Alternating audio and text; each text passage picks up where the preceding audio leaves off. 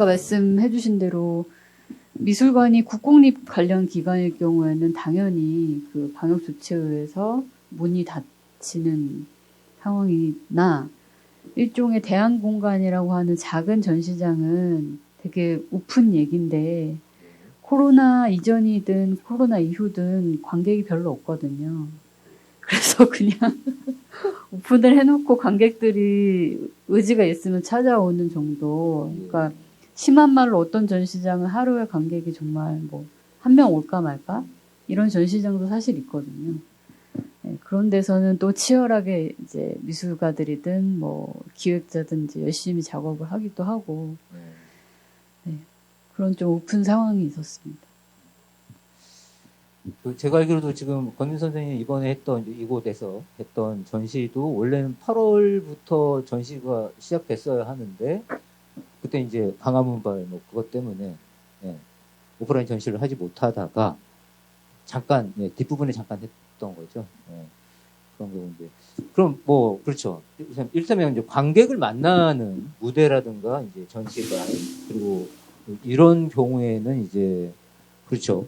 뭐 다칠 수도 있고 또 혹은 줄어들 수도 있는데 그러면은 그렇다고 해서 우리가 또 작업을 안 하는 건 아니잖아요. 사실 우리 작업이라고 하는 게 무대나 전시장에서만 하는 건 아니니까 그걸 올리기 위해서 이제 준비하는 과정들이 있었는데 그런 작업들은 계속 어떻게 지속들을 하고 계시나요? 아까 말씀하신 대로 저기 권정희 선생님 말씀하신 대로 연습장에서 이제 또 이제 코로나가 확산되는 경우도 있어서 연습마저도 제대로 못하는 경우도 있었다고 하셨는데 다른 어떻게 다 어떠신가요? 또 개인 작업 준비 전시를 올리기 위한 혹은 공연을 올리기 위한 작업들은 어떻게 진행되고 있는지도 궁금합니다. 자신의 본업이 그러니까 전적으로 전업으로 활동하지 않더라도 어떤 뭐 방향성이 음악이다라고 세워놓고 삶을 살다 보면 다른 일을 하다가도 음악을 실현해야겠다라는 생각을 막 할 수 있잖아요. 그래서 공연을 계속하거나 아니면은 공연을 위한 뭐 창작을 해나거나 이런 것들이 일상적으로 이루어질 수 있거든요. 그래서 뭐 굉장히 많은 창작물을 낸다기보다는 그러한 일상 속에서 결국 자신의 예술을 실현해가는 어떤 또 상을 마련하기도 하고 뭐 이렇게 돼야지 이게 일련의 흐름인데 이게 흐름이 자꾸 끊기는 거예요. 왜냐하면 생계 문제도 해결해야 되고 그다음에 그렇게 예술을 막 자기는 폭발적으로 축적해서 내놓고 싶어도 들어줄 사람이 없고 펼쳐볼 무대도 없고 그러다 보니까 제가 봤을 때는 똑같이 아까 선생님 말씀처럼 사실은 독립음악인이라고 표현되는 인디 뮤지션들 저희같이 이제 막 매체에 나오지 않는 예술가들이 그럼에도 불구하고 대단히 의욕적으로 해왔던 일들이 있어요. 자신의 음악을 펼치기 위해서. 그랬는데 이제 그런 상황이 도래했을 때 사실 심리적으로 되게 위축되기도 하고 그러니까 결론적으로 사실 수치로 말씀드리면 저희가 안 그래도 그걸 물어봤어요. 2019년에 당신들은 179명에게 물어봤더니 음악이나 공연을 통해서 작품 발표를 얼마나 했습니까? 물어봤더니 평균 뭐 15.9회 정도 했다. 그럼 예를 들면 뭐 정말 안 하는 사람도 한 달에 한 번은 공연을 하고 뭐 1년에 단 몇 작품이라도 내는 거죠. 생계를 유지하더라도 자신을 음악인이라고 이야기할 수 있는 정도의 수준으로 계속 고민을 하면서 살았는데 그게 이제 지금 상반기 6개월간 기준으로 저희가 조사를 해보니까 평균 4.73회로 줄었어요. 그러니까 3분의 1로 거의 줄었고요. 이걸 월 평균 드니까 0.79가 나와요. 그러면 그러니까 먹고 사는 것을 고민하고 그것을 실현하는 것 때문만이 아니더라도 제가 봤을 때는 마음이 창작을 해낼 수 없는 상태. 이것을 펼쳐보일 무대는 뭐 고사하고 저 또한 마찬가지거든요.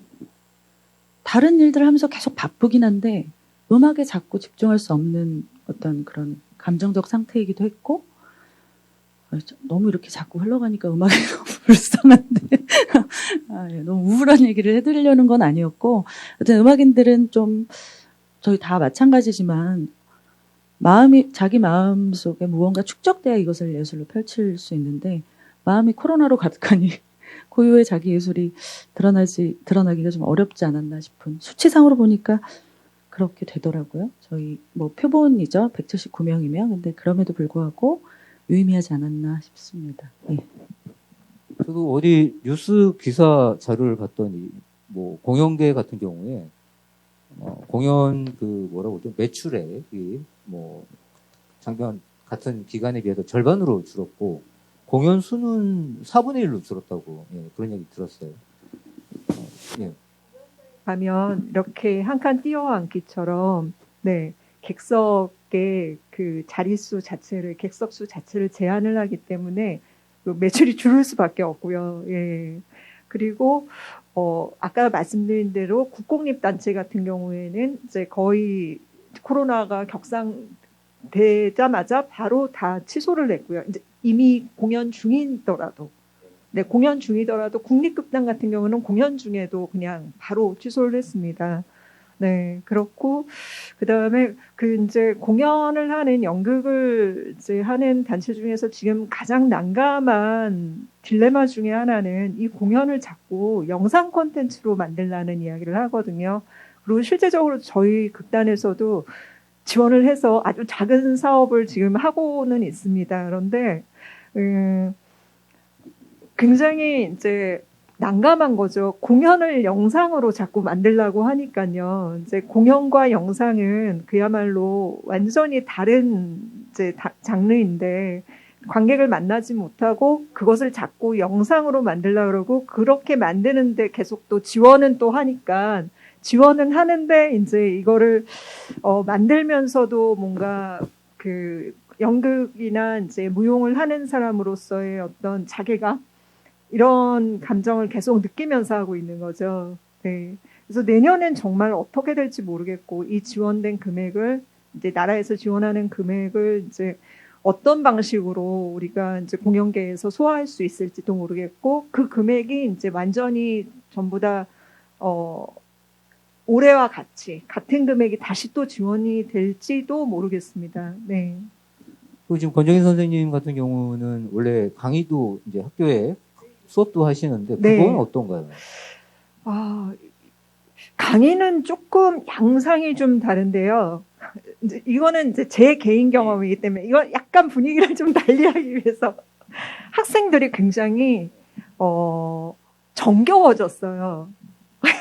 아니 못 만나다 만나니까 정겨워졌다는 얘기 아니에요? 네, 이게 코로나 상황이니까 학생들이 만나지를 못하잖아요. 그래서 한 주는 이제 등교 수업을 하고 한 주는 이제 줌에서 만나거든요.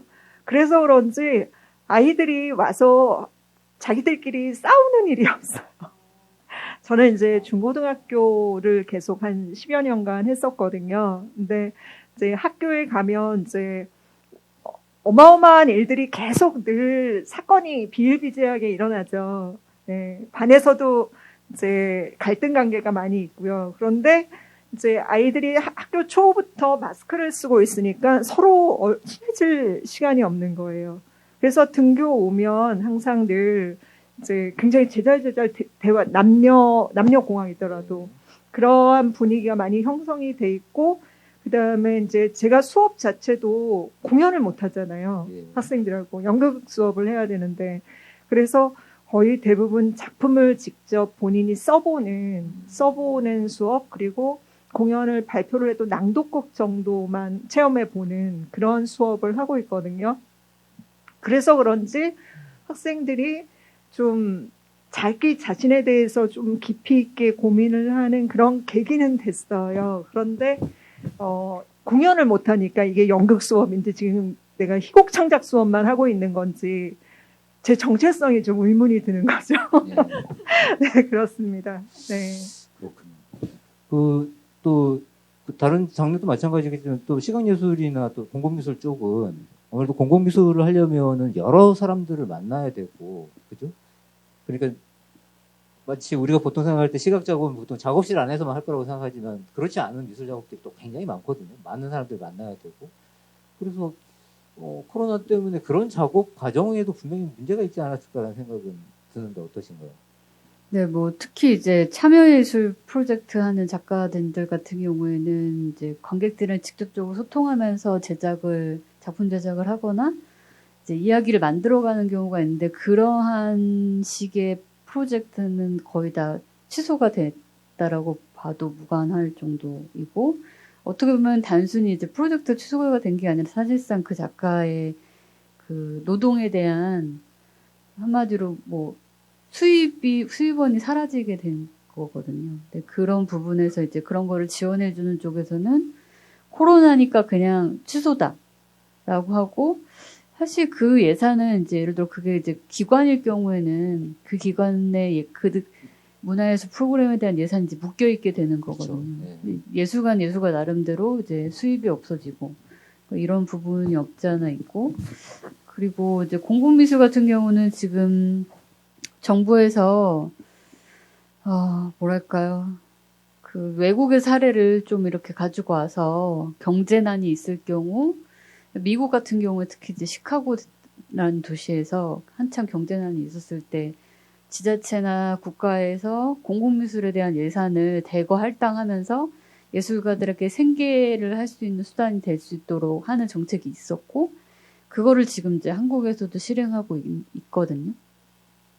근데 이제 의도는 굉장히 좀 좋다라고 볼 수 있으나, 이게 급하게 진행되는 사업이다 보니까 수행하는 기관에서도 사실 이제 이걸 어떻게 해야 뭘 될지에 할지 대한 모르는군요. 예. 부분부터 시작해서, 공공미술이라는 거는 사실 제 개인적인 생각으로는 되게 교차적인 부분에서의 고려가 돼야 되는 부분이고, 그러니까 예를 들어 지역성이라든지 왜 거기여야 되는가, 그리고 왜 여기 이걸 세워야 되는가, 왜 이 이야기를 해야 되는가, 이런 공적인 이제 공론장이 반드시 필요한 작업인데, 예산을 집행하기 위한 수단으로서 공공미술이 이제 사업이 진행될 경우에는 그런 고려가 진행되기보다는 장소를 그냥 막 모아서 그렇죠. 예. 이 장소에 하세요, 이렇게 될 수 있는 우려가 있거든요. 그렇게 되다 보면 저희 뭐 다 이렇게 도시 지나다니면서 도대체 이런 건 왜 세우는 거야, 이런 거 많이 생각하시잖아요. 그러니까 그런 식의 어떻게 보면은 공공성을 오히려 좀 해칠 수도 있는 그런 작업이 될 수도 있는 우려가 좀 있는 거죠. 뭐 사실 지금 오늘 이제 레드워드 장소가 우리가 5년째 서울 시민청에서 그 레드워드를 했었어요. 개최를 했었는데, 아까 말씀하신 대로 국공립 기관들에서 다 이게 문을 닫아버리니까 대관을 할 수가 없었어요, 올해는. 그러다 보니 이제 여기 옛 남영동 대공분실에서 레드워드를 개최하는 이제 초유의 사태가 벌어졌어요. 의미 있죠. 근데 뭐 코로나 때문에 덕분이라고 해야 될지 모르겠습니다만, 하여튼 그리고 당장 이제 굳이 작업이 아니더라도 각종 그 집회라든가 행사들이 다 이제 그렇게 되고, 그리고 거기에 종사를 하는 여러 이제 형태의 노동자들, 대부분 프리랜서 노동자들이거든요. 문화 쪽이건 뭐 그쪽 설치하는 분들이건 간에 다 지금 굉장히 어려워진 상태죠. 거기다가 말씀하신 대로 요즘 뭐 정부에서 750억이었나요? 정부에서 지원했던 금액이 750억을 풀어서 시각예술인들을 지원을 하겠다. 그래서 이제 공공미술 참여하고 각 지역에서 참여를 하고 얼마씩 활동비를 받으라, 뭐 이런 식이겠죠. 뭐 저한테도 심사위원으로 뭐 와 달라는 메일들이 여러 번 왔었어요.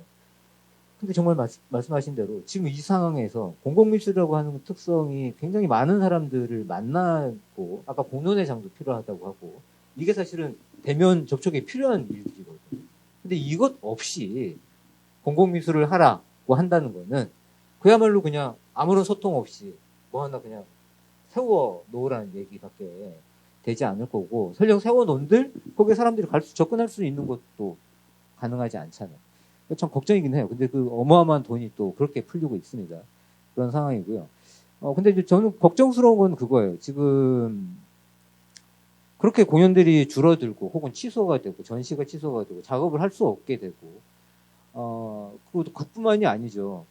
사실 많은 프리랜서 예술인들이 예술 작업 외에 생계 유지를 위해서 다른 어떤 사이드 잡들을 많이들 하잖아요. 근데 이것들마저도 사실은 굉장히 줄었어요. 그죠? 그 일들마저도. 그래서 정말 지금 우리 예술인들이 생활하는 것이 정말 극소수, 예술인들 상층의 극소수, 아마 1%도 안 될 거예요. 0. 몇 % 정도 되는 사람들 외에는 지금 현재 생계 자체도 굉장히 힘들지 않을까라는 생각이 드는데, 그건 어떠신가요? 차마 말할 수가. 코로나 블루 뭐 이렇게 얘기가 되고 이제 주변 예술인들이 막 힘들다라고 하면서, 근데 나오는 공통적인 이야기 중 하나는 사실 별 차이가 없다. 코로나 이전과 이후가. 그러니까 예를 들어 이제 시각예술 같은 경우는 직접적으로 관객을 만나는 작가가 아닌 이상 이제 본인이 이제 작업을 해서 하게 되는 경우가 있는데 사실 그 작업으로 본인의 생계 유지가 되는 상황은 코로나 이전에도 아니었거든요. 그러다 보니까 그런 식의 어떻게 보면 그것도 역시 이제 오픈 얘기인데 저는 그런 맥락에서 이제 단순히 이제 나의 생계가 이전과 이후와 별 차이가 없다라고 생각한다라는 것 자체가 사실상 이제 코로나와 맞물려서 우리가 문화예술 정책을 생각해야 되는 부분도 있지만 근본적인 문제가 반드시 해결이 돼야 되지 않나라는 좀 생각이 들기도 했어요. 예. 혹시 어떻게 다른 장면은 어떠신가요? 그래도 지금 학교에서는 그래도 수업이 온라인 수업으로라도 진행이 되고 있다는 건데 뭐 네. 줄어들거나 하게 되면 바로 강사들에게 타격이 오는 거 아닌가요? 네, 이제 학교 지원을 받고 있는데 학교는 매년 지원을 받거든요. 예. 그런데 과연 제 생각에는 연극을 지원을 할까?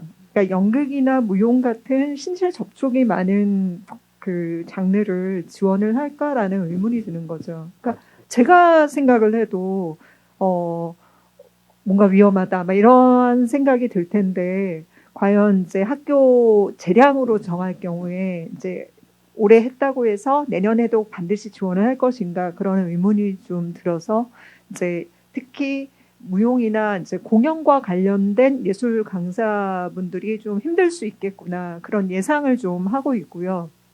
그다음에 올해만 해도 수업이 굉장히 늦게 시작했어요. 코로나 때문에. 그래서 본인이 이제 우리는 시수를 뭐 이제 일정량 받아서 그 이제 학교가 신청하는 거에 따라서 이제 학교를 신청을 하면 이제 그 학교 선생님들 나가시는 선생님들마다 시수가 다르거든요. 예. 그런데 문제는 이 올해 안에 시수를 다 소화할 수가 없는 거예요.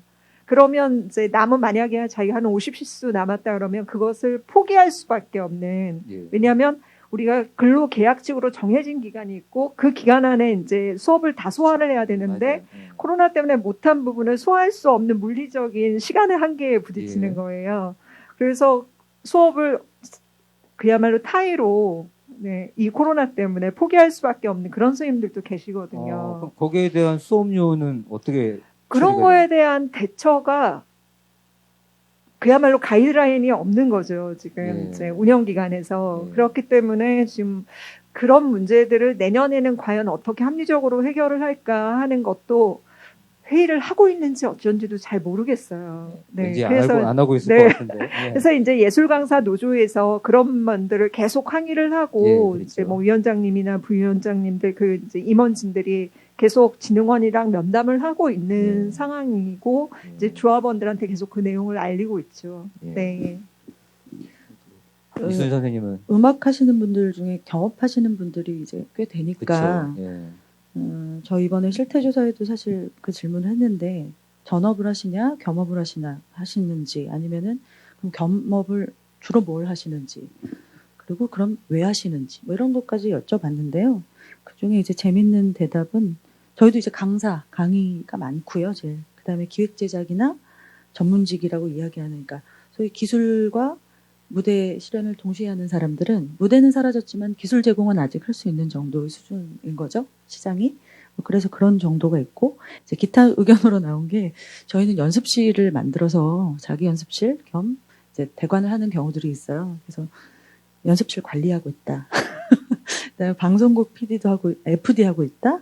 카페 점장하고 있고 웨딩 사진 촬영하고 학습지 방문 교사 저희 안 그래도 오늘 저희 선배님이 이따 공연하실 텐데 그 일을 경험을 하고 계시고 사진 작가 뭐 이런 거 고민 상담해주고 뭐 이런 행사 무대 이제 행사가 그래도 간간히 이제 있게 되면 그 무대와 관련된 일용직 근무를 하시는 거죠. 행사 기획팀으로. 그래서 그런 식으로 어쨌든 최대한 공연 쪽에 혹은 강사 쪽에서 강의를 하거나 이런 식으로 최대한 겸업을 하시는 분들이 있지만 사실 아까 선생님 말씀처럼 저희의 고되고 어려운 상황은 코로나 이전과 크게 다르지 않으므로 저희가 나이가 어느 정도 들면 사실 아르바이트 할 자리도 없잖아요, 대한민국은. 특히나 30대 후반의 여성이 아무리 기술이 예술적으로 수준이 돼도 그걸로 뭔가를 수입을 실현하지 못했을 때 어디 딴 데 가서 정말 무슨 서비스 알바라도 하고 싶으면 쉽지 않거든요. 힘 좋고 젊은 친구들을 사실 채용을 하고 싶어 하죠. 이거는 원래 우리 사회가 갖고 있는 구조적인 문제라는 것도 있는 것 같아요. 저도 그렇게 생각하고, 그래서 코로나만을 이야기할 수는 없고, 원래 독립 뮤지션들, 그러니까 인디 음악이라고 표현되는 우리 뮤지션들이 갖고 있는 어려움들, 이런 것들 좀 같이 바라봐야 되지 않을까. 이 자본주의가 갖고 있는 아주 중요한 특성 중에 하나이기도 하잖아요. 나이 든 사람을 사용하지 않으려고 하는 것? 그게 있다고 볼 수 있습니다. 그러게요. 저도 걱정입니다. 지금 당직을 맡고 있어가지고, 여기 지금 몰두를 하고 있는데, 이제 나중에 임기가 끝나고 나면 현장으로 돌아가야 되는데, 제가 이 작업을 이어갈 수 있을지, 사진도 이제 상업사진도 저는 하거든요. 당연히 이제 생계를 해야 되니까. 근데 아시지만 사진 쪽도 일종의 영업이 필요하죠. 거래처를 만들어 놔야 되기 때문에 그게 오랫동안 끊어지면 당연히 또 작업이 안 들어옵니다. 그래서 굉장히 걱정스럽긴 한데 또 한편으로는 말씀하신 대로 코로나 이전하고 이후하고 그다지 그렇게 큰 차이가 없다. 우리 예술 쪽은. 그렇다고 한다면 어떤가요? 코로나 블루라고 하는데 우리들 마음마저도 블루해지거나 하는 것도 별 차이가 없는 건가요?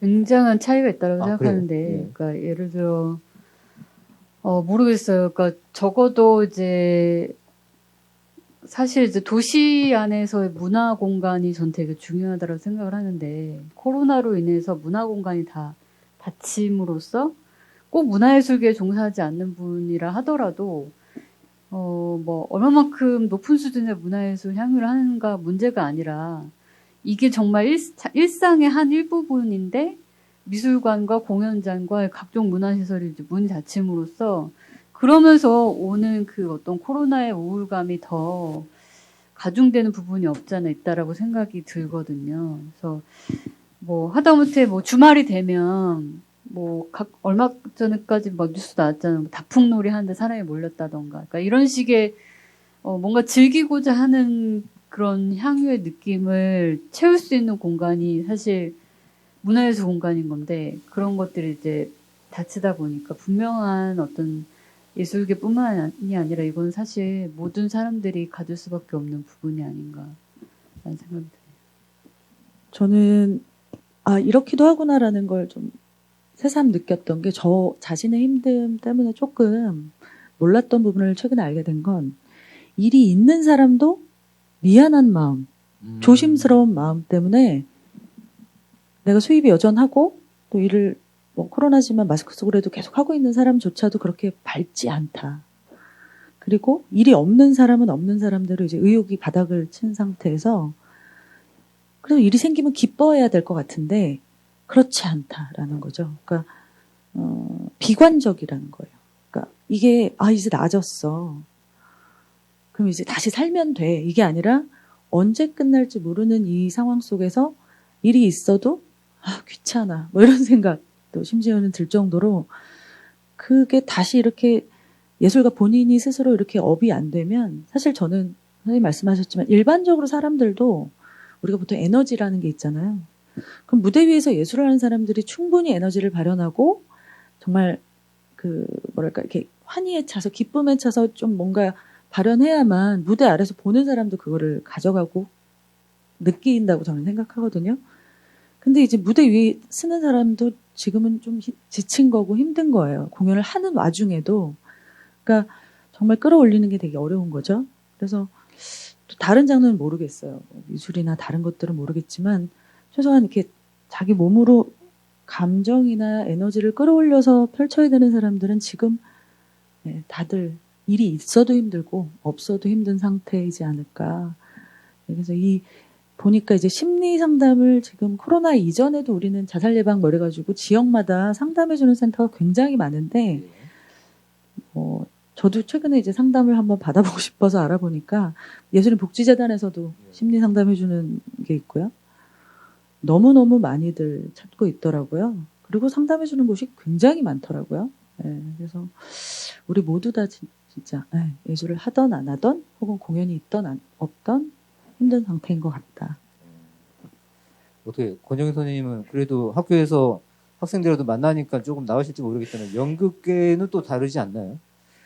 연극계는 이제 아까도 말씀드렸듯이 이제 접촉을 해야 되는 그러한 상황이기 때문에 배우들이 이제 위축된다는 게 자기가 이제 위험할 수 있다는 어떤 불안을 가지고 이제 연습을 해야 된다는 게 그게 이제 심리적으로 굉장히 큰 문제일 거라고 생각을 하고요. 그 다음에 이제 언제 또 코로나가 갑자기 또 단계가 변해가지고 이렇게 이제 처음에는 뭐 1단계였다가 그 다음에 갑자기 또 단계가 격상되면 또 자리를 이제 다시 또 배치를 해야 되고 아니면 이제 문을 닫아야 되고 막 이러는 상황까지 가고 그 다음에 그 비대면 공연을 하게 되는 이제 그러한 상황까지 가게 되니까 이게 자기가 본인이 이제 연극을 하는 건지 이게 연극을 공연을 하는 거를 녹화를 해서 이렇게 하는 게 마치 이게 수순인 것처럼 아까도 얘기했지만 이것을 계속 가게 되는 건지 그러려면 이제 그냥 매체로 가지 내가 왜 연극을 하고 있나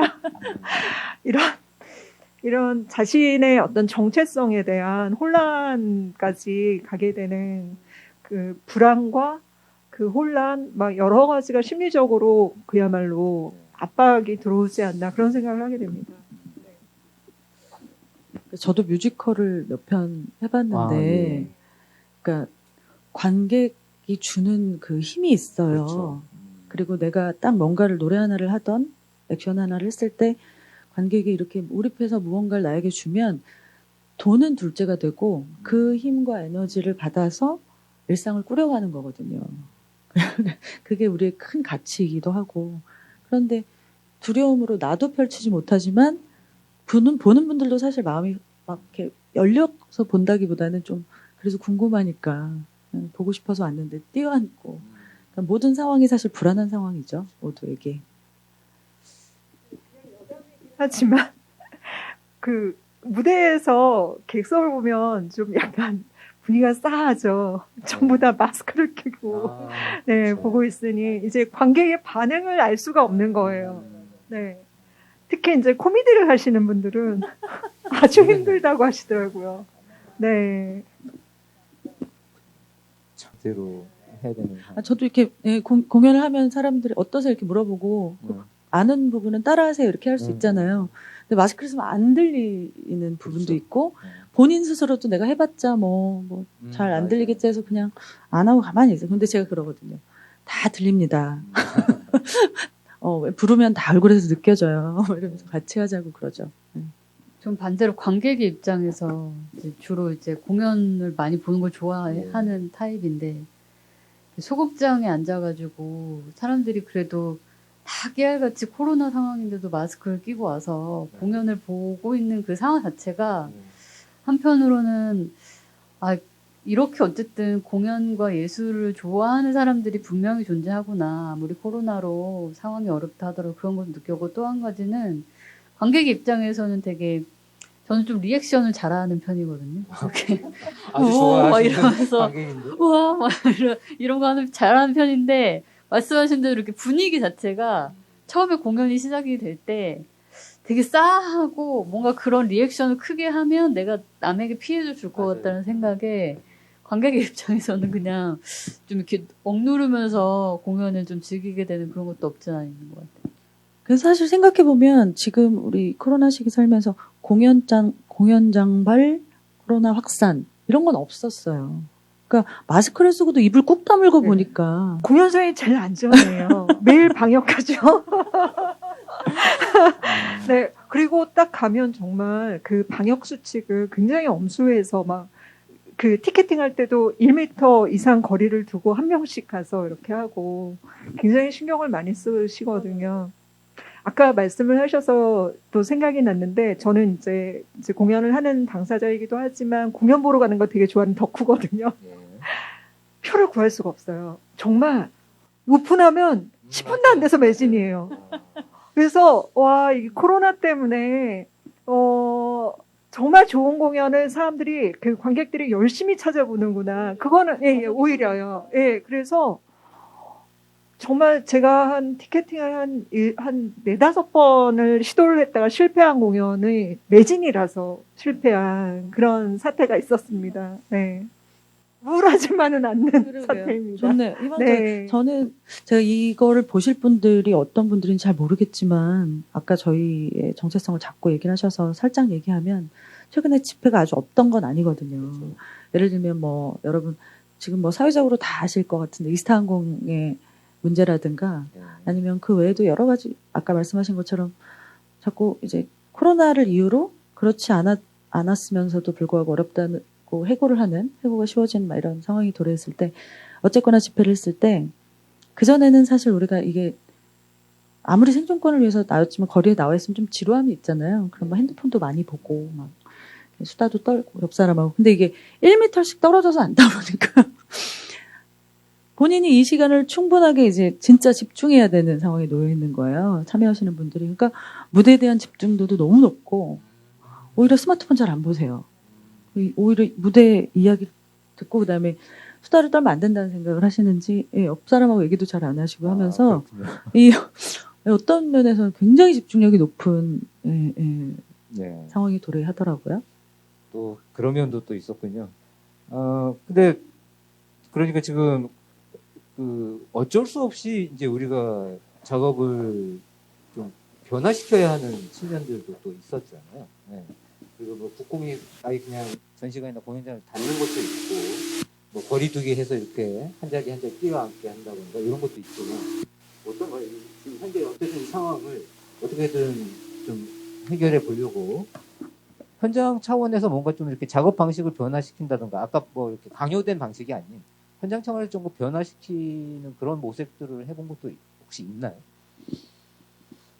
경우는 그 여기 민주인권기념관에서 나의 말이 세계를 서트릴 것이다라는 제목으로 이제 국가보안법 전시를 했을 때 원래는 제가 이제 예술 감독을 맡았었는데 전시를 준비하면서 가장 큰 고민이 장애인 비장애인의 관람에 대한 고민이었어요. 왜냐하면 이 공간 자체가 사실 이제 장애인 접근성이 상당히 떨어지는 그렇죠. 설계로 건물이 지어졌기 때문에 이거 어떻게 하면 좋을까 항상 그게 고민이었고 사실 이제 전시를 상설적으로 하는 사람의 입장에서는 사실 해결할 수 없는 수준의 문제가 있는데 이번에 코로나로 어쨌든 최대한 어떤 행사든 간에 온라인으로 진행을 하고 저희가 이제 총 11명의 국가보안법 관련 이제 여성 구술자분들의 이야기를 담아내는 전시였는데 그것도 다 온라인으로 오픈을 했거든요.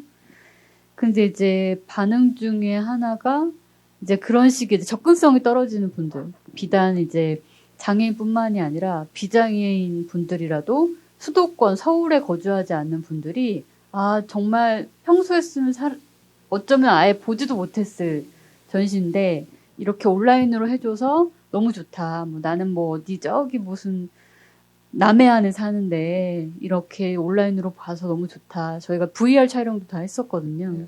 그러니까 물론 코로나로 전시를 못 열었기 때문에 이제 그렇게 집중도를 가지고 작업을 할 수 있었던 부분이 있었지만 어쨌든 이렇게 수도권 서울 위주의 로컬적인 작업이 될 수밖에 없었기 때문에 이제 비장애인 분들도 다른 타 지역에 사시는 분들이 접근할 수 있는 부분이라든지 아니면 이제 장애인 분들도 마찬가지로 그런 부분에서 이제 동등하게 비장애인과 똑같이 어쨌든 온라인으로 전시를 보실 수 있어서 좋았다라는 말씀을 좀 해주셨어요. 그래서 이게 이제 그냥 코로나 때문에 이렇게 했지만 사실상 한편으로는 저는 어떻게 보면 좀 고려해야 될 측면이 아닌가라는 좀 생각이 들기도 했어요.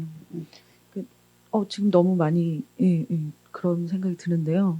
미술 같은 경우 저도 미술 보는 거 너무 좋아해서 사실 미술관을 가서 이렇게 관람을 하려면 왜 그런지 꼭 시간을 이렇게 많이 내야 될 것 같다는 생각도 들고 그랬는데 음악도 비슷한데 예를 들면 헤비 메탈 밴드 친구들이 클럽에서 공연을 하는데 비대면으로 근데 어차피 비대면으로 하지 않을 때도 사람들이 많이 오진 않았단 말이죠. 그랬는데 온라인을 같이 하니까 오히려 사람들의 반응이 조금 더 있는 거예요. 그러니까 한번 호기심으로 보기도 하고, 그 다음에 이제 후원 계좌를 이렇게 연단 말이죠. 예. 그랬을 때 오히려 와서 헤비메탈 그 음악을 들으려고 직접 오는 수요는 되게 적었지만 영상으로 이렇게 보고 나서 괜찮아서 후원을 하는 사람들이 있다 보니까 더 효과 면에서는 좋았다는 얘기를 들은 적이 있거든요. 그래서 저희 이제 같은 조합원인데, 그래서 굉장히 놀랍게 그럴 수도 있겠구나. 근데 사실은 음악은 지금 거의 완벽하게 비대면 온라인으로 하는 것들이 이제 많은데, 단계가 이제 조정되면서 지금은 사실 또 실내에 한 20명까지는 초대할 수 있고, 근데 어쨌든 새롭게 만든 건 아니고요. 음악 같은 경우는 너무너무 많았어요. 그동안 온라인으로 해왔던 게. 아주 멋있게 자본을 투여해서 멋있게 음악을 영상으로 송출하던 서비스들이 원래도 많았고, 근데 오히려 지금 시대가 이렇게 왔는데 문제가 뭐냐면 영상으로 하든 그게 어떤 새로운 방식이든 비용이 꽤 든다는 거예요. 그렇죠. 네, 그냥 내 몸 하나 가서 연주하면서 노래하는 게 가장 비용이 덜 드는데, 그렇지 않고 무언가를 새롭게 방식을 구현해내려면 그것도 이제 돈이 있으면 멋있고 돈을 많이 투여하지 못하면 그만큼 보이지 않는 거죠. 그래서 뭘 새롭게 구상하기가 사실은 쉽지 않은 것 같아요. 공감하는 게 이제 어떤 장르든 간에 이제 영상으로 해라, 온라인으로 해라, 이런 식의 방향성으로 지금 가다 보니까, 지금 뭐 다양한 문화예술 지원이 있긴 하나, 뭐 아까 뭐 영상 제작 쪽으로 지원을 해줬다라고 한 사례도 말씀 주셨지만, 사실 이제 저는 이제 미술 작가이긴 하지만, 이거를 이제 영상으로 만드는, 뭐 예를 들어 홈페이지를 구축한다던가, 온라인으로 뭐 이런 생중계를 하고 있는 분들이 당장 받을 수 있는 페이가 사실 되게 열악해요, 지금. 그렇죠. 그러니까 뭐 정당하게 어느 한 지자체에서 아예 그거에 대한 예산 편성을 해서 진행된 사업이 아닌 경우에는 없는 예산을 쪼개서 뭐 온라인으로 좀 촬영해 주세요, 이렇게 해서 하게 되는데, 사실 영상 촬영 같은 경우에는 장비 대여비만 하더라도 기본적인 금액이 올라가는데, 없는 예산에서 어느 단체가 예술단체가 그걸 요청할 경우에는 사실 거의 어떻게 보면은 나쁜 말로 착취일 수도 있는, 너 뭐 영상 편집 좀 해? 그러면 네가 해. 뭐 이런 식의 상황도 되더라고요. 그래서 그런 부분도 좀 고려해야 되지 않겠나. 근데 또 다른 한편으로는 대형 회사들, 영상 관련, 온라인 콘텐츠 관련 대형 회사들은 지금 흑자거든요. 그러겠죠. 그러니까 그 독립적으로 이 영상 촬영이나 온라인 작업하시는 분들은 뭐 이렇게 상황이 더 나아진지 안 나아진지 모르겠으나, 오히려 이제 되게 큰 기업 구조에서는 굉장히 큰 수익을 올리고 있는 이 상황도 좀 바라봐야 되지 않나라는 생각이 들어요.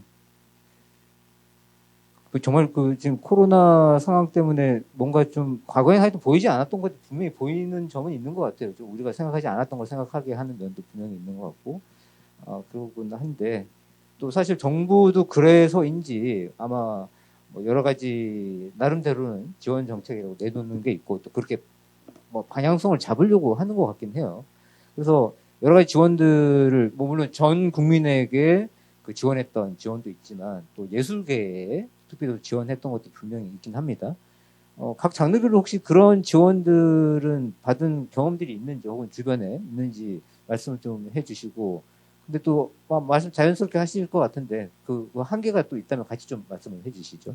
네, 아까 말씀드린 대로 그 이제 공연이나 이제 그 다양한 예술 장르의 아트 체인지업이라고 그래서 비대면 영상 제작 콘텐츠를 만드는 지원을 이제 아주 작은 금액과 그다음에 좀 1,000만 원 단위의 큰 금액으로 지원을 하는 사업을 문화예술위원회에서 추진을 했고요. 굉장히 많은 팀들이 이제 각 지역에서 돼서 보통 이제 지역의 문화재단과 연계해서 이제 운영기관으로 해서 지금 사업을 진행을 하고 있는 것으로 알고 있고, 저는 정말 아주 작은 금액을 지원을 받았는데요.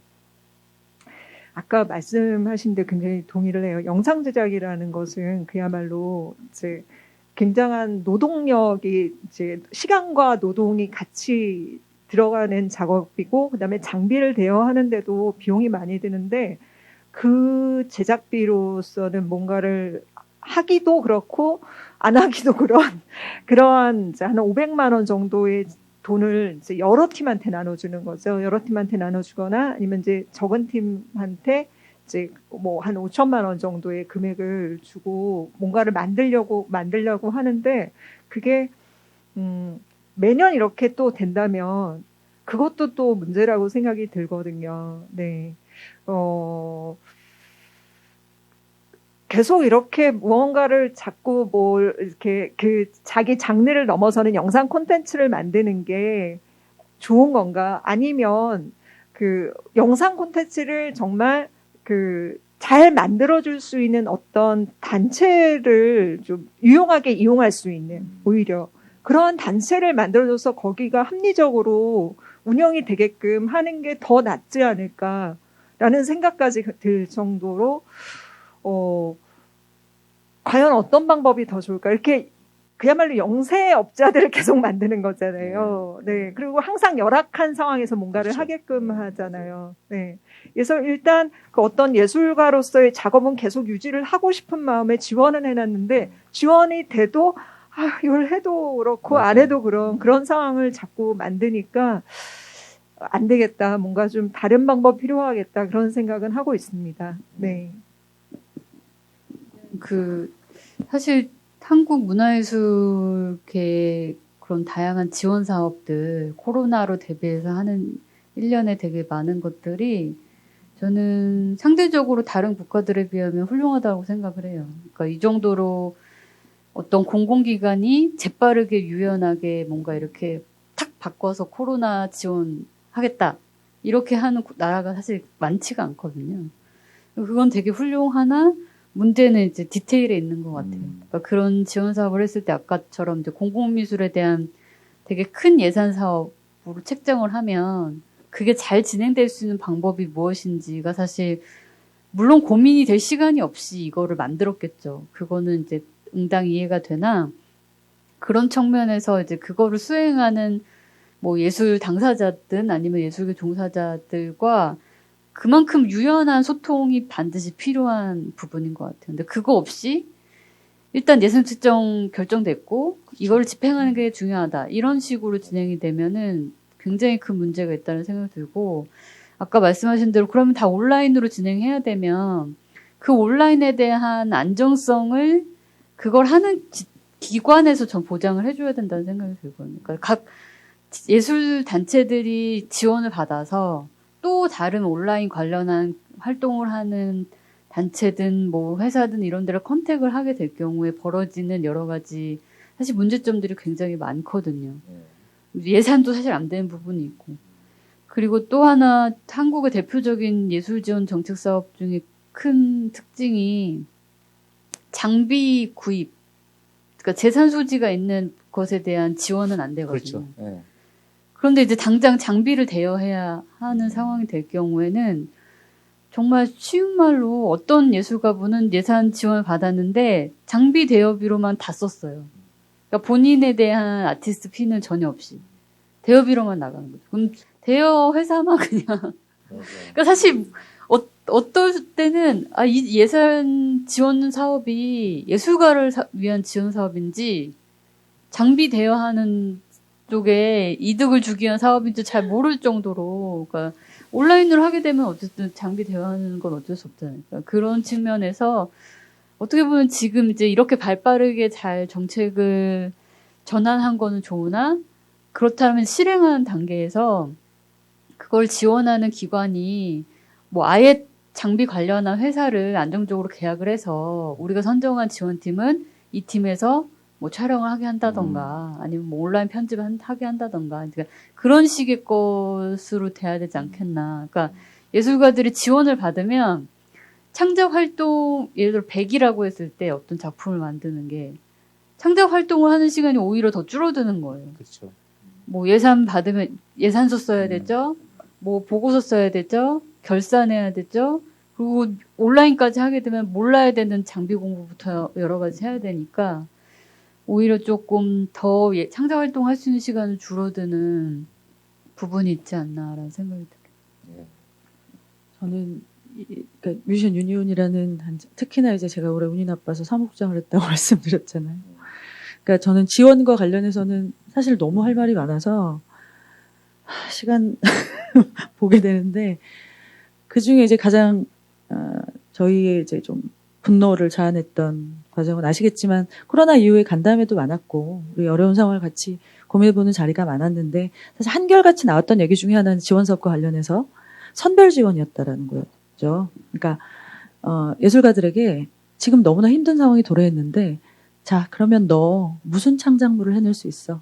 창작물을 담보로 이만큼 줄게라는 거죠.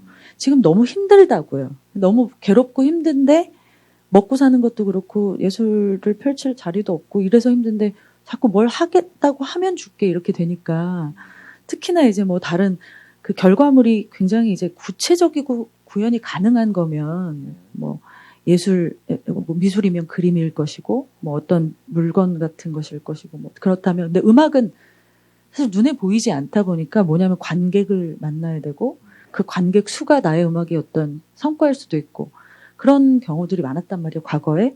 근데 사람이 모일 수 없는데 자꾸 무언가를 만들어내라고 하면 어떻게 펼치냐는 거죠. 근데 어쨌든 그렇게 우리의 창작 의욕과 창작 그 력을 담보로 마치 이제 그걸 담보로 돈을 주겠다라는 것 같은. 그게 이제 어떻게 그 다음에 어떻게 발현됐냐면 올 한 해 예술인복지재단에서 창작지원금을 2번을 예. 했죠. 상반기, 하반기. 저는 떨어졌습니다만. 근데 그 전체 기준, 뭐 재산 기준 너의 그동안의 어떤 삶의 예술을 해왔던 건 다 알겠어. 기준 8점이에요, 그게. 기본 점수 8점에 플러스 2, 3점이 더 되면 받을 수 있는 거거든요. 그게 10점 이상이면. 근데 그 기준이 뭐냐면 3개예요. 하나는 너 처음 신청했어? 이거예요. 그 다음에 혹시 농어촌이야? 그 다음에 코로나 때문에 얼마나 피해 입었어? 요거 3가지가 더 증빙이 되면 점수가 높아져요. 그래서 저는 상하반기에 다 이제 안 됐는데, 근데 뭐, 사실 저희 실태조사에도 이제 했지만, 조사한 179명 중에 한 100명 이상이 사실 받았어요. 신청을 해서. 근데 이제 그런 경우에는 과거에는 오히려 일정한 수준이 돼야 이걸 줬단 말이죠. 근데 너무 어려운 사람들은 또 받게 되는 경우도 있는 거죠. 아이러니하게. 예, 그래서 지원이 자꾸 무언가 기준을 두고 다 어려운데 기준을 두고 했다는 것 그것이 좀 어려웠고요. 저는 좀 그래도 고무적이었던 게 뭐냐면 각 지역의 지원 사업이 예술가를 대상으로 하는 지원 사업이 다 달랐어요. 그 중에 예를 들어 서울은 선별 지원이라는 느낌으로 뭔가를 내고 증빙하고 이랬다면 인천 같은 경우는 제가 확인해 보니까 무조건 예술인 증빙만 되면 30만 원 이렇게 받았다고 하더라고요. 경기도도 안산인가 뭐 비슷한 양상이었고, 그러니까 근데 저는 사실 뭐 예술인 기본소득 뭐 이거가 아니라 어쨌거나 재난 상황에서는 자꾸 뭔가 기준을 세워서 뭘 담보로 해서 이러지 않고 일단 최소한의 예술인 증빙이 된 사람들은 주는 게 어땠을까라는 생각이 좀 들기도 해요. 네. 그러니까 이런 여러 가지 상황이 사실 재난 상황인 거잖아요. 그러니까 분명한 재난 상황이고 이게 그냥 감기 정도의 수준으로 되는 문제가 아니고 지금 1년이 넘게 진행되고 있는 상황에서 그렇다라면은 신세한탄만 하고 힘들어만 할 거냐? 저는 아니라고 생각이 들거든요. 그래서 좀 고민이 드는 것이 지금이야말로 그렇다면 그 문화 자본주의 생태계를 좀 다시 재구성해야 되는 것이 아닌가라는 생각이 들어요. 그러니까 과거에 그러니까 코로나 이전에 막 관객 한 뭐 200명, 300명 막 해놓고 작업하는 이런 식의 것이 사실 지금 불가능한 상황에서 예를 들어 이제 공연 같은 경우 관객 입장에서 막 대형 막 공연장들 있잖아요. 지금 다 이제 문을 닫고 있는 상황이긴 하지만 그러니까 더 이상 이제 그런 식의 상황이 지금 코로나 상황에서는 그런 대형 공연장, 대형 콘서트, 대형 문화 행사가 저는 사실 어떻게 보면은 어렵다라는 생각이 들거든요. 근데 그건 또 어떻게 보면은 분명 코로나뿐만이 아니라 이 한국 문화예술의 자본주의 생태계에서도 좀 승자독식하게 되는 전 측면이 분명히 좀 있다라는 생각이 들어요. 물론 뭐 그 안에서는 또 어려움이 분명히 있겠으나 그래서 사실 이제 아까 뭐 소극장 얘기도 하고 대한공간 얘기도 했을 때 그런 공간은 사실 워낙에 소규모였고 그렇죠. 코로나 전이든 코로나 이후든 그러니까 그런 소규모 형태의 예술 활동이 좀 벌어지고 그런 소규모 활동을 하면서 힘들어했던 예술가들이 어떻게 보면은 자신의 창작 활동을 좀 더 지치지 않고 지속 가능하게 할 수 있는 구조가 돼야 되지 않겠나라는 좀 생각이 들어요. 그래서 대학로에 정말 많은 공연장이 있지만 사실 뭐 그러니까 모르겠어요. 저도 뮤지컬 좋아하고 많은 큰 공연을 보는 거 좋아하지만 오히려 사실 그렇게 막 큰 공연장에 사람들이 몰릴 때 소극장에는 진짜 관객이 10명이 안 돼서 힘들어했던 극단이나 공연이나 이런 것들이 굉장히 많고 미술계도 마찬가지로 국립현대미술관이든 뭐 어느 유명한 갤러리에 막 정말 몇천 명이 몰려들어서 전시 보는 상황에서 어느 한 대한공간에서는 하루에 관객이 10명 될까 말까 한 부분들이 분명히 있거든요. 그래서 그렇다면 지금 이런 코로나 재난 상황에서 오히려 좀 우리 문화예술계가 적극적으로 이 생태계 구조를 좀 재편성하는 것이 좋지 않을까 그런 시기가 필요하지 않을까 좀 생각이 들어요. 아니, 권민 선생님께서 이제 이 자본주의 문화 생태계 자체 전환이 좀 필요하다라는 말씀하셨는데 이게 뭐 코로나 이전에도 사실은 비슷한 상황이었기 때문에 코로나를 오히려 계기로 해서 좀 전환점을 마련해 보자 뭐 그런 말씀이신 것 같아요. 뭐 혹시 그거 관련해서 또 각 장르별로 혹시 말씀하실 게 있으면 음악은 사실 음악 산업이라고 표현하면서 자본이 투여된 만큼 회수하는 어떤 이런 시스템이 되게 오래됐잖아요. 아시겠지만 우스갯소리로 저희가 이제 그러거든요. 뮤지션 유니온이 초기에 이제 만들어질 때 어떤 그런 이슈가 뭐였냐면, 그러니까 노래가 하나 만들어져서 사이트에서 600원, 700원을 받고 사람들이 구입을 해서 들을 때 과연 창작자인 저한테 얼마가 오느냐는 거예요. 그때만 해도 10원이 왔어요. 7년 전 뭐 이럴 때거든요. 근데 지금은 6원이 온다 그래요. 그러니까 이런 얘기를 하는 이유는 이미 음악 시장이라는 것이, 음악 산업이라는 것이 너무나 극명하게 이제 자꾸 산업화돼서 분리되다 보니까, 그리고 그 중간에 이런 표현을 좀 안 쓰려고 했는데 착취 구조가 이제 너무 견고하고 공고하다 보니까 바꿔야 될 게 너무 많은 거예요. 그리고 이제 소위 이제 따로 있는 거죠. 그러니까 플랫폼이 있고요. 플랫폼 노동자라는 말이 있을 정도잖아요. 그러니까 플랫폼이 구조가 있어요. 음악을 만들어내는 사람이 있고 플랫폼이 있고 또 이런 여러 가지 상황 속에서 그냥 단순히 이제 생태계 환경을 바꿔보자라고 하면 생태계를 바꾸려면 여러 가지가 있잖아요. 주체들이 먼저 있을 것이고, 근데 그리고 이제 소비자가 있을 것이고 그 중간에 이제 이 산업을 또 주요하게 같이 하고 있는 사람들이 있을 텐데, 예를 들면 주체들도 스스로 이걸 어떻게 바꿔야 될지 잘 모르는, 그러니까 음악 노동자들 스스로가 음악을 노동이라고 생각하는 것부터 시작해서 이 음악 산업 안에서 정말 뭐 이렇게 조금씩 받는 사람들은 목소리를 내기가 너무 어려운 거예요. 그럼 그렇다고 해서 정말 아까 말씀드렸던 30몇 억을 벌었던 그 사람들은 또 그럼 이 시장을 좀 더 건강하게 바꿔보자라고 얘기할 것인가? 그렇지 않잖아요. 그러니까 목소리를 내기가 쉽지 않다는 것은 그만큼 저희가 조직화되지도 않았고, 뭐 그래서 사실 너무 간절히 바라는 것 중에 하나예요. 음악 시장 생태계를 변화시키는 것. 근데 정말 암담한 느낌. 저희가 뮤지션 유니온이 지금 현재 142명 정도 후원회원 합쳐서 그런데 저희도 사실 아주 그 노동의 특성상 집단 작업이 아니다 보니까 한번 만나기도 쉽지 않거든요. 그럼 그런 의견을 모아서 어떻게 이 생태계에 반영할 것인가. 그러니까 너무 큰 과제인 거죠. 우리 혼자서 음악 생태계를 바꿀 수는 없잖아요. 전체 종사자가 하나의 목소리를 내도 사실 쉽지 않은데 자본을 상대하려면 그러니까 법과 제도를 같이 또 아울러야 되고요. 그래서 너무 바람하지 않는 말씀인데요. 사실 좀 암담해요. 음악 쪽은.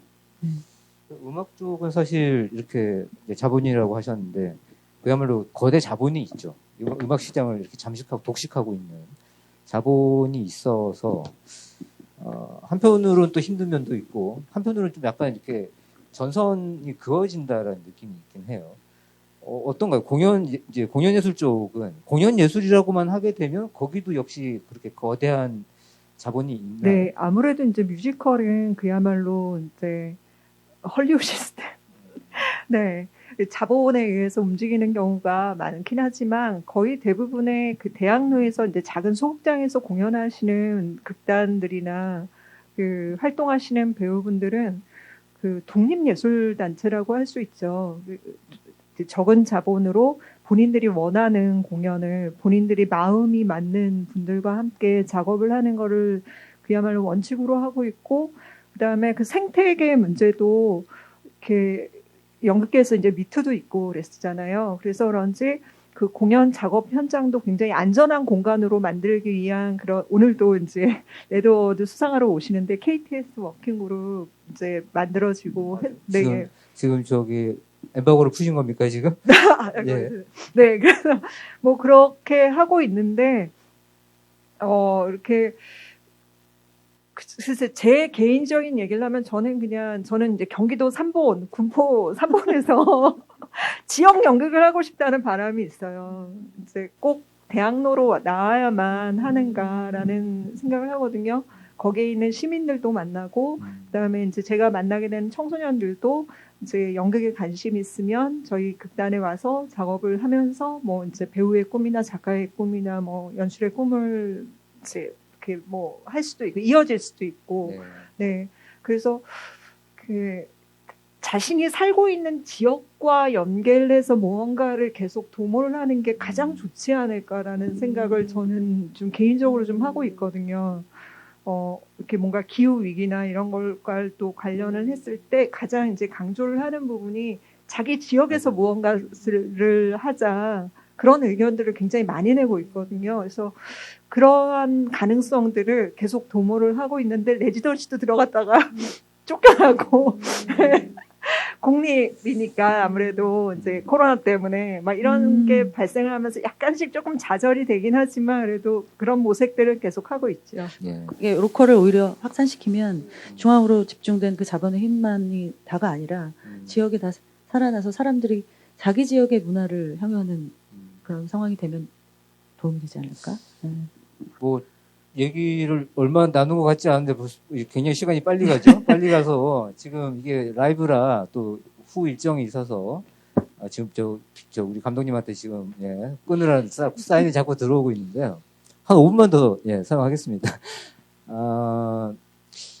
지금 짧은 시간이지만 아주 그 현장에 우리가 몰랐던 얘기들도 듣게 되고 생각하지 못했던 것도 생각하게 해 주셨던 것 같은데 지금 방금 얘기 나온 건 이제 문화 생태계 자체에 좀 전환을 하고 그 한 방법으로 지역에서 활동 필요하다고 생각하고, 아마 여기 있는 분들 다 동의하시겠지만 뭐 중앙에서건 지역에서건 혹은 뭐 미디어를 통해서건 어떻게 하건 간에 정작 그 작업을 하는 사람들의 노동권과 거기에 대한 합당한 보상 같은 것들이 이루어져야 되는데 사실 한국에는 그게 없죠. 여러 가지 지원비 내려오지만 아까 말씀하셨지만 지원비라고 오면 거기에 인건비 자체가 아예 책정이 되어 있지 않은 경우가 태반이죠. 지금도 마찬가지고 이런 거 사실 바꿔가야 할 것들이 많고, 그런 걸 바꿔가려면 역시 이제 주체들이 사실은 모여야 되고 같이 싸우는 일이 필요하다고 생각이 합니다. 갑자기 이게 제가 이제 정리를 하고 있는데요. 요런 맥락들 다 같이 생각을 하셔가지고 이제 뭐 정리 발언이라고 해야 될까요? 혹시 오늘 오셔가지고 이 얘기 하려고 했는데 못 하셨던 이야기 있으면은 한 1부 정도씩은 시간이 될 것 같아요. 들어가시면서 한번 말씀해 주시죠. 할 말 다 했던 건 아니시죠? 글쎄, 이제 아주 작은 금액을 여러 명과 나누다 보면 노동권을 생각을 해도 굉장히 작아지는 경우가 있거든요. 그래서 언제나 같이 함께 해주시는 분들한테 죄송한 마음을 갖고 있을 때가 있죠. 그래서 항상 늘 딜레마예요. 이런 식으로 계속해서 영세한 예술 활동을 이어가는 게 옳은가? 아니면 이 금액을 연극이라는 건 항상 늘 많은 사람들과 한다는 이런 저도 어떻게 보면 편견 같은 게 있을 수 있는데 이것을 아주 적은 사람들과 그냥 이제 금액을 조금 더 크게 해서 하는 게 옳은가 하는 딜레마를 늘 갖고 있거든요. 하지만 중요한 거는 이제 예술 창작자들이 저는 기본적으로 노동가라고 확신을 하고 그렇게 해야 된다고 생각을 하기 때문에 특히 이제 나라에서 지원을 해줄 때 인건비 책정을 몇 %로 제한을 한다거나 그다음에 그 일하는 사람의 그 인건비에 대한 그 이제 뭐라 해야 되나 금액 책정을 이제 그야말로 얼마를 해야 된다고 강요를 한다거나 그러한 일은 없어야 된다고 생각을 하고요. 이번 같은 경우는 저는 금액의 98%를 인건비로 책정을 했거든요. 네, 예. 98%를 인건비로 책정했는데 말이 없더라고요. 그래서 그냥 교부 신청을 했어요. 그래요? 네, 예. 이번엔 예. 별다른 그냥 한번 해봤는데 별다른 얘기가 없더라고요. 그래서 뭔가 예전에 비해서는 살짝 당당해지는 그러한 작업을 지금 이제 추진을 하고 있습니다. 네. 분명히 된다고 했습니다. 이제 예. 인건비를 98% 책정을 해도 그렇게 제출을 했는데도 지금 아무 문제가 없었다는 얘기도 하셨고 권은미 선생님은 어떠신가요? 저는 사실 제가 여기 계신 이제 두 분이 되게 사실 좀 부럽거든요. 그러니까 미술계는 노동조합이 없어요.